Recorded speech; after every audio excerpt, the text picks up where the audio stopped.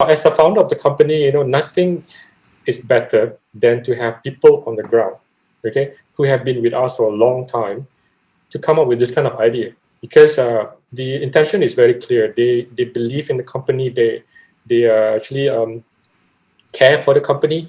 They know that this pandemic is not good for the retailers like us, and the brain is thinking. The brain is thinking about different ways, options. How they can help the company instead of thinking about, am I going to lose my job, and am I going to lose my get my wages being reduced.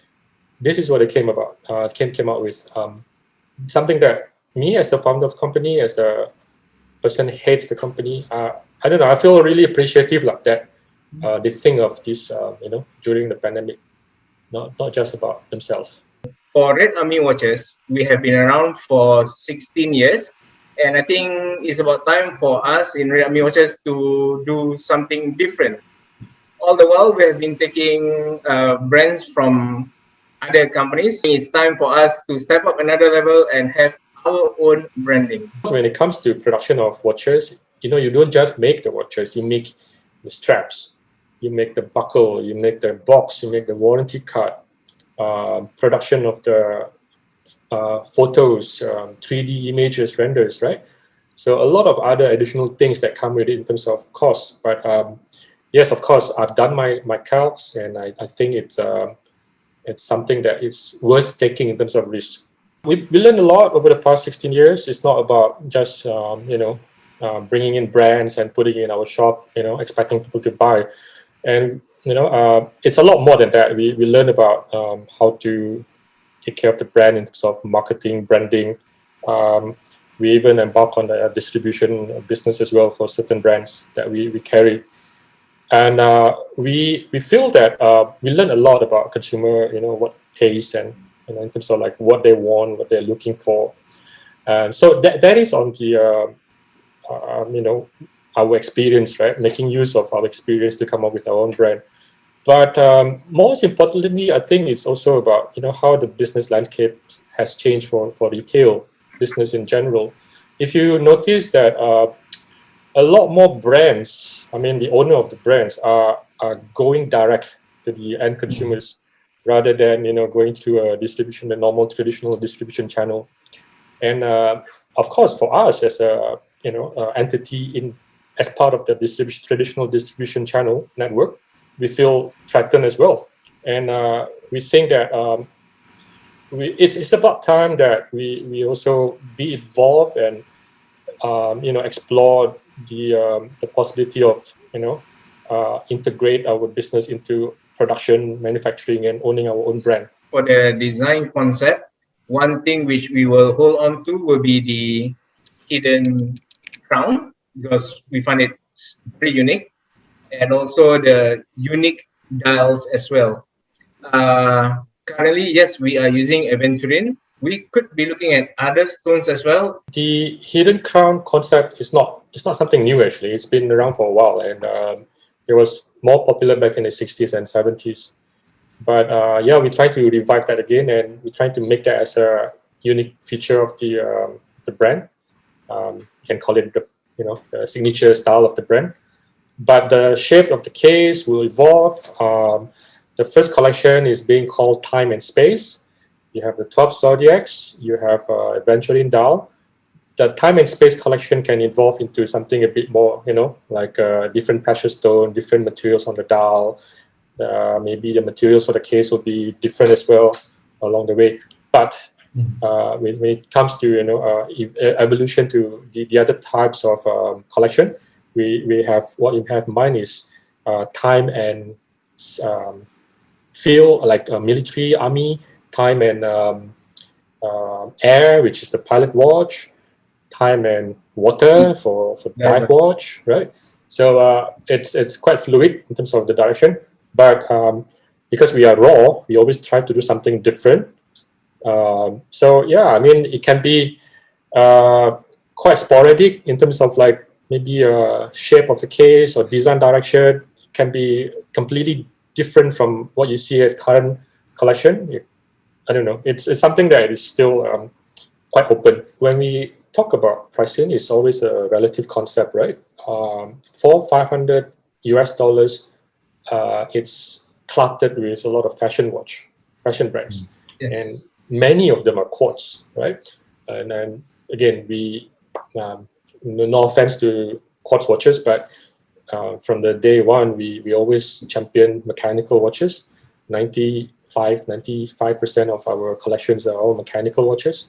So yeah, 7, 8, 9 Singapore dollars for a good quality movement, good quality specs. I think still presents a very good value proposition there. Real target market, based on what we designed the watch for, is, the first here is of course the watch collectors, watch lovers, who knows about uh, technical specs, knows about movement, knows about, hey, my watch is using 316L stainless steel, sapphire on the top, sapphire on the back, is coated with AR.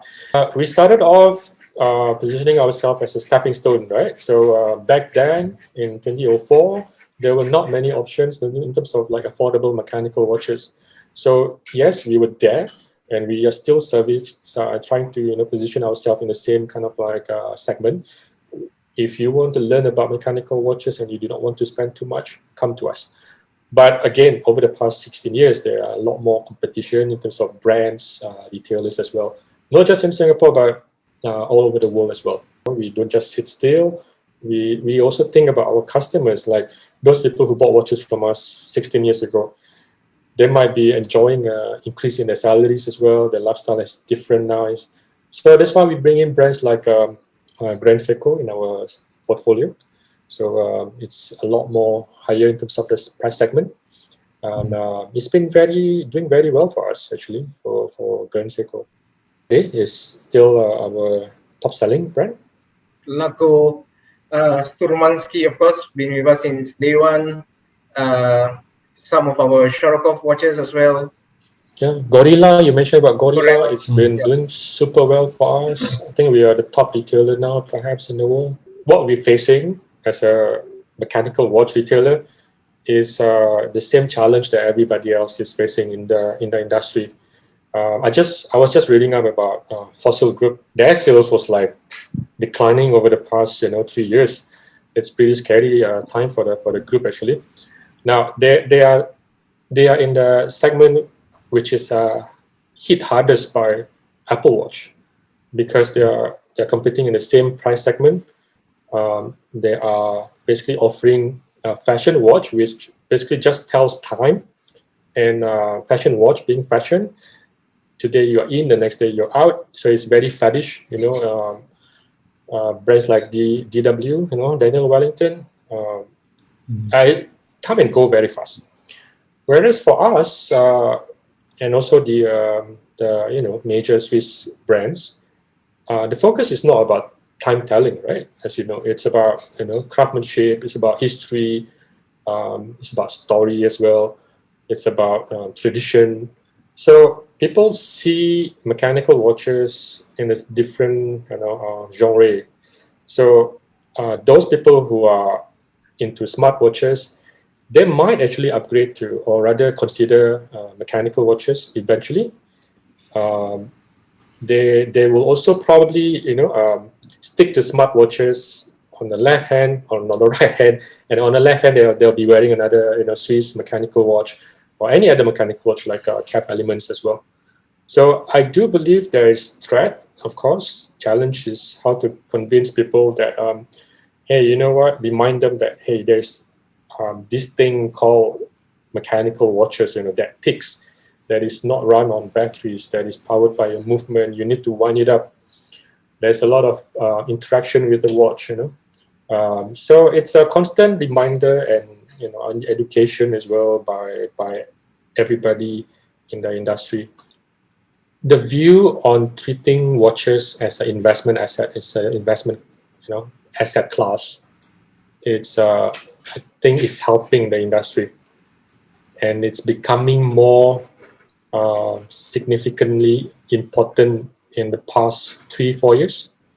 I mean, yes, Rolex has been the leader in that kind of shaping the idea that you can make money out of watches, right?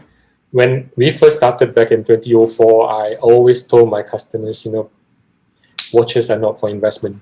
And that view was also being echoed by a lot of industry practitioners back then. But you tell the same generation, the same group of people now, they will tell you, go and check out Chrono 24. My watch has appreciated so much, So the view back then, 20 years ago, is kind of like changed already. Rolex is being the probably at the forefront of the trend. But come on, there are so many other brands. FP Jones, AP. When you can't get your Nautilus, you'll be considering Vacheron Constantin. You'll be paying full That's a price. very top tier segment, right? Yeah. It's also not that cheap. And the They're not reason cheap. it's investment quality is because it's controlled at the sale point, so that it's very difficult to get a new watch. But when it gets into the resale market, it goes up in price. There's a lot of Yes. flipping taking place, right? Yes, I mean, having platforms like Watchbox, Chrono 24, actually increasing that kind of frequency of people, selling and buying in the secondary market, right? Yes, but because of the lack of supply coming from Rolex, for example, some people do not want to wait. They look at other brands, other alternative brands, and then that creates, reducing supply as well for certain popular models. And then the brand doesn't supply enough. And then secondary market, the price for the alternative brands are going up as well. So it's basically a trickle down effect to a lot of other brands. And of course, I mean, there are certain brands as well, which like a group of maybe collectors or institutions or people, actually they're propping up the secondary market value for that brand. The YouTubers, they do a fantastic job. I mean, in terms of reviewing watches, like especially if you watch it on a big screen. So don't watch it on your phone. You watch it on a big screen. You will feel that you are there with them. Like you can see different angles of the watch, and actually, an average watcher, and under a review of a good YouTuber, becomes a good watch. Average become good become well done. I think they learn a lot. The content developer, this is something interesting as well. I was talking to someone from Google, and they mentioned that watch as a subject has seen an increase in terms of number of search on YouTube. So which is true. I mean, I see a lot of YouTubers have gained a lot in terms of number of subscribers, number of views as well. We have to really see the world as your market, and likewise for the brands as well. They cannot restrict, their retailers or their dealers to just sell within a given territory. Yes, so I think the brands understand, and more and more brands are basically just close one eye. Especially during the lockdown, you see Patek Philippe, for example, being listed on retailers' websites. Never happened before, actually, with prices. I think as a consumer, you have to do your due diligence. You have to check. Of course, you need to be confident as well with the retailer. So, for example, like Chrono 24 have a review system where I can check the ratings, right, for a retailer that carries a watch that I'm interested in. I would trust that system, the review system first. But at the same time, I'll do my Google search as well. So as a consumer, you have to do your part, I guess. But as a retailer, if you are given the option to reach out to the market worldwide, do it. Just do it. Don't stop. Don't be just restricting yourself to the locality that you were given in the first contract.